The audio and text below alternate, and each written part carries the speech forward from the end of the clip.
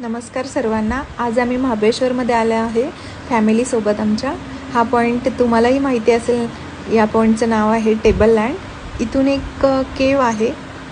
या केवमध्ये आता आम्ही चाललो आहोत. तुम्ही पाहू शकता प्रॉपर पायऱ्या वगैरे आहेत खाली उतरण्यासाठी. मी तर फर्स्ट टाईम इथे विजिट करते. मी आले नव्हते कधी इथे. फॅमिली आम्ही सगळे चाललो आहोत आतमध्ये. अंधार खूप आहे तर आम्ही टॉर्चचा यूज करून पुढे जात आहोत.